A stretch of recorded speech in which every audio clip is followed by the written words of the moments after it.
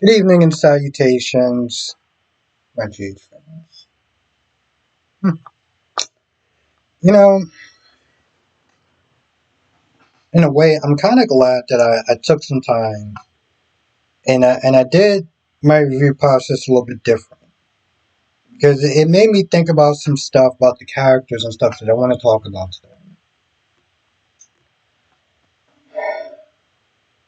One of the things I noticed about Carly and Lulu is that they're both kind of impulsive and they'll do things in a way where you can have 50 people sit there and tell them, hey, listen, you shouldn't do this, you should slow down, you should rethink things, don't do this. And then they're just like, oh, I'm going to do it anyway. The only difference is when Lulu does it, she has this stupid gesture sometimes. And this is what she used to do. I'm a Spencer, right? So that just pretty much justifies them doing something completely, utterly stupid, half cocked, without thought, and then thinking about the consequences afterwards. Today, Lulu does it. Tomorrow, it seems like Carly's gearing up. Now, this is part two of the conversation of yesterday. Lulu, once again, playing God with other people's lives that is not her business. Carly, I almost kind of felt bad for Carly in a sense because, Carly's not there telling her all the different reasons of why you can't do this. And now she's like, wait, you're telling me you're going to go out and try to find Brooklyn? You can't do this. This is not your son. Like, this is not your child. You're going to be sitting there going to somebody else's parents and uprooting their lives because you're getting yourself into a situation that has nothing to do with you. Then she's like, I kind of already figure out who it was. And she goes through the process of telling her how she figured out it was Gio. We watched that scene just to kind of go through bit by bit, but, it's just more of like, the age matches. There's a point where she's talking about how Lois was defending Gio, not like she usually would, but like just in this definite way where it's like you're not just defending a total stranger, you're defending family. Like there's a different energy when you're defending somebody of your own blood, right? And then the comment that she said as far as like you don't really know who she is. You don't really know who he is. It could have been a lot of things, but her money is on you don't know that you're not there talking you're trashing your own son essentially. Right? So once again, it just seems like this conversation is like every time Carly tells her a reason not to do this, Lulu's like, yeah, but the thing is, what if I tell him and it makes it better? What if I tell him and you know what I'm saying? And it just kept going. It just kept going. And I think Carly after a while was like, you know what, F it. Because it doesn't matter what I sit there and tell this girl, she is just going to sit there and decide a reason of why it's okay. Carly's been there, and I think that's another part of the reason why she was just like, you know what, F this. So at this point, all she's saying is if you do this, make sure you have proof. Make sure. Now, in the beginning, I didn't really understand how it could be Brooklyn's child. When Gio specifically said, that's my mom, right? At first, I sat there and said, maybe he knows he's adopted in a sense, right? Maybe he knows because he never once sat there and said my birth mom or anything like that. And sometimes even if when it's adopted mom, they'll still sit there and say that's my mom or that's my dad. But what it really came down to is I don't remember the woman's name, but she pretty much lied to him up until her death. And that's going to send Geo into a tailspin. Right? But of course, Lulu doesn't care because Lulu thinks it's the right thing to do. And if she thinks it's the right thing to do, that's clearly all that matters. And it just, hopefully it works out. So I'm pretty sure at this point she's probably going to be sent to getting DNA from the two or whatever.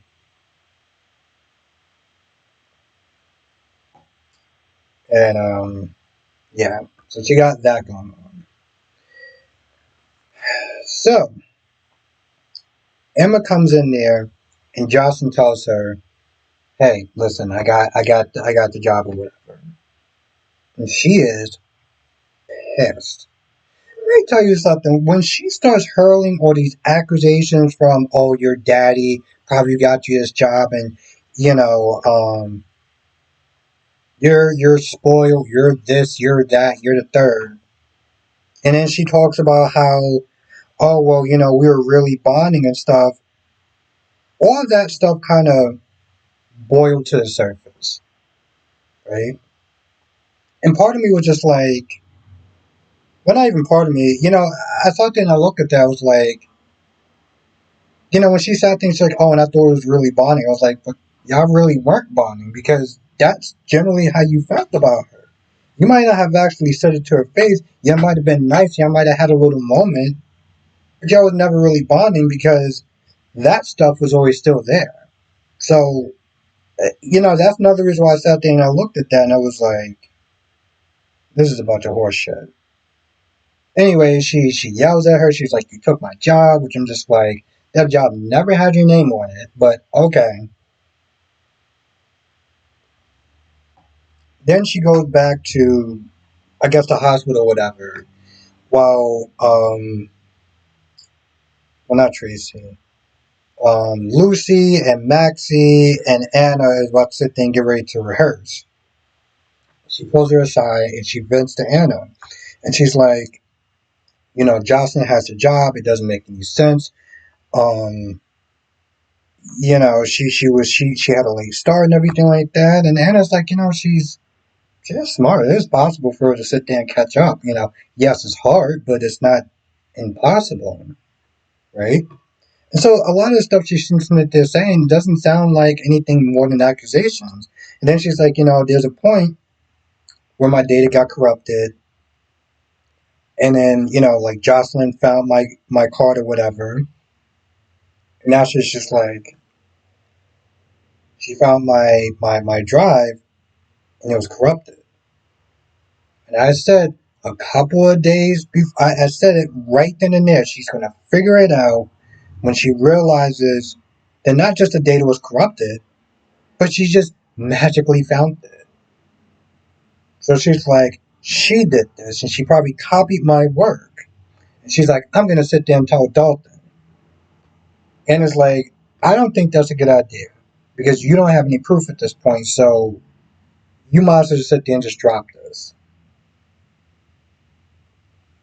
Now, maybe she tells her to drop it because she may have her own investigation going on into Dalton. Maybe, I don't know. I don't think so, but, it just feels like sometimes it may not seem like it at first, and then they'll write it in later on, and you're just like, oh, this definitely seems like a rewrite. Like this whole Brooklyn thing and her having a child is clearly a rewrite, right? And it just, for me, it just gives her a bad look, right? It gives her a bad look. So you got that going on. You have Portia sitting there calming down Drew, being like, hey, listen, I handle Curtis and everything like that. Trina comes in. I don't really understand what Trina's problem is with Drew. Like, okay, I get it on some level. Drew and her dad have bad blood. And she feels that Drew kind of screwed Curtis out of promotion. But Trina's usually very logical, right? And if you look at it from a logical standpoint, what Drew did wasn't cool, Right? We can all agree on that. Curtis, it's not like he actually said that you had the job. It's not like he wrote into a contract, teared it up, and was like, psych. You know what I'm saying? Like, he didn't do that. So, like, that's also on Curtis in a way. Like, you assumed that you had this job and you felt like you were entitled to it, and there was no guarantee of you actually getting it. So, like, I don't know. But it seems like it's. The thing is, sometimes you can have an issue with somebody, but she seemed like it's a little more like there's a point where she was like, I won't sit there and tell that film guy what I've really thought about you. It's like, you do realize that he like the surgery actually went well, regardless of you sitting there telling him not to do it because Drew was involved. Like that would have actually made a difference. The surgery went well, and he can be going to play football. So again, this level of animosity towards Drew, it seems somewhat unwanted, especially on that level. But then, she finds out that Portia told Curtis not to do a headpiece, and it was pretty much just because she didn't want Curtis to get sued. Because if he was a victim of being drugged, that can look bad, and given their history and everything like that, it cannot be good for Curtis. So, that's why she told him to back off. And Curtis is essentially going to his ex-wife to get advice on how to deal with his current wife. And at first she was like, given our history, I don't know if this is a good idea. But Curtis, being Curtis, is pretty much kind of just like, F your feelings, you're going to help me, and I'm going to vent to you, and you're going to listen, essentially. And that's what he does. And he tells her, and long story short, that she ain't acting right? That she's a Drew apologist. And the way that she's been kind of fighting for Drew and sticking up for Drew just seems out of place. And then you couple with the fact that he's been catching them meeting a couple of times. He thinks that Drew has something on her. And he feels like she's lying. He feels like she's lying, and he's getting that sense, the same sense that he had when she lied about Trina. And long story short, Jordan's like, just talk to your damn wife. Like seriously, just talk to your wife, have her figure it out because have her sit there and come to you because sometimes when you start lying, you get in deeper and deeper and deeper. You don't know how to get out. I mean, she's as deep as she can possibly be. Now, this conversation with Laura and Sunny is pretty damn interesting. Okay? Because there's a couple of key things that I did somewhat laugh about, right? Laura is essentially trying to tell Laura isn't there telling Sonny that this isn't a good idea. And this guy coming in, you kept the peace, you kept the balance. He could just do havoc. Essentially, what it comes across as, and this is the reason why I haven't rocked with Laura in a very long time. She doesn't want Sonny to go because Sonny has been a peacekeeper. Sonny has been the thing that the person that has kept things even in a town for the most part. Laura was able to sit there and raise a family. Sonny was able to raise a family. A lot of people was able to raise their families. And he's somewhat peace. Yeah, there was your occasional shootings and mob wars if somebody comes in, but Sonny eventually took care of them, right? He's the best of a bad situation. So he is essentially your savior. And, Sonny made a comment. He was like, well, let's just sit there and say I'm wrong. Is up to something nefarious. Is it my job to sit there and stop him? Or is it your job and the police job to stop him? And I sat there and I got up and I was like, And she was like, you know what? You're right. And I'm like, you're telling me that the essentially the mayor of Port Charles is telling Sonny not to leave because we just don't know what to do. I mean, if you're going, I think we may actually have to do a little more legwork. I mean, why would we want to do that? I mean, that's what you're there for.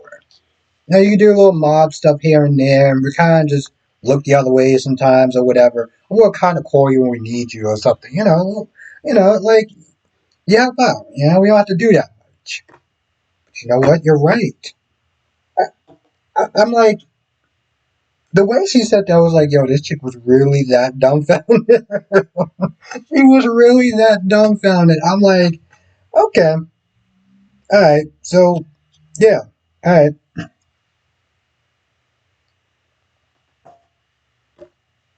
Now, just to be clear, he does sit there and say he doesn't trust him. And part of me, when I was at work, I'm like, and you tell me you can't find anybody else to take over the business or to take over the territory.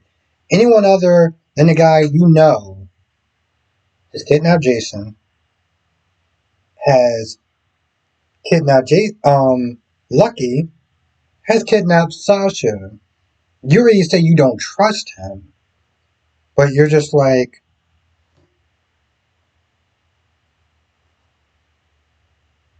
it's going to be a peaceful transition. Oh, and y'all and the feds and the WSB is going to be watching him, so I'm going to be A-okay. Maybe. Hopefully. I don't know. I mean, just because Sitwell's not going to sit there and come there with a bunch of goons, don't mean he's not going to be like, hey, remember that time where Sonny told you not to sit there and run, you know, guns and pills and candy and stuff like that to the territory? Remember how pissed off you were? Would you like to get back at him? Because I know where he's at right now. Yes, minimum security. Because, he's not running the show anymore. Like, this whole Sonny, the mob thing is just hilarious to me. It really is. And Sitwell was sitting there thanking Lucy for, essentially giving a better image of himself.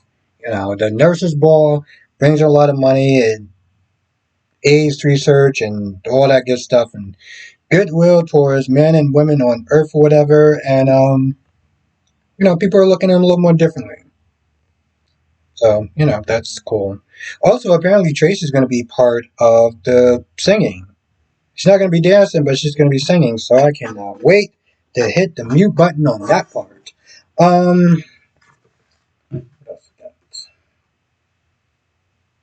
Why do I feel like that? Oh, Tracy asked Jason to look for Brooklyn's son. Long story short, Jason's like, I'm not doing that. Because Brooklyn kept that child, sent that child away, whatever, for a reason. He's not going to go against her wishes. He's like, hey, listen, if she wants to know, she can come to me. Tracy even offers to not be part of the anti-kick Sonny out of Port Charles. Or back off, let Sonny do his thing.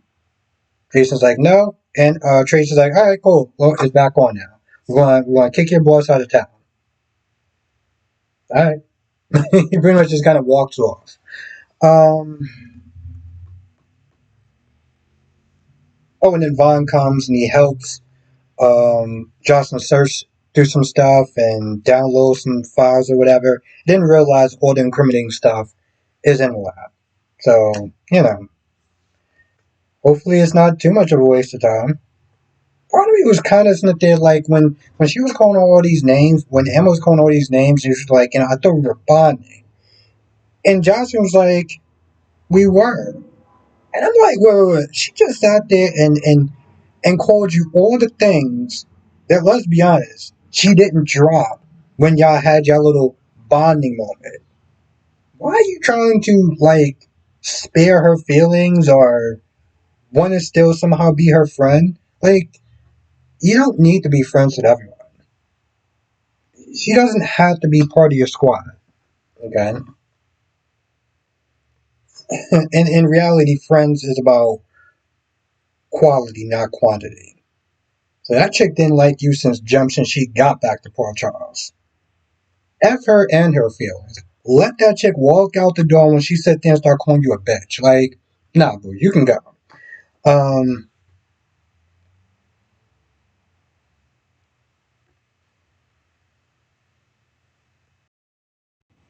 oh, and I forgot Max. Oh, and Felicia was there also too. And Maxie still has reservations of working with Sitwell, but the money's good, so she's just kind of, you know, going with the flow for now.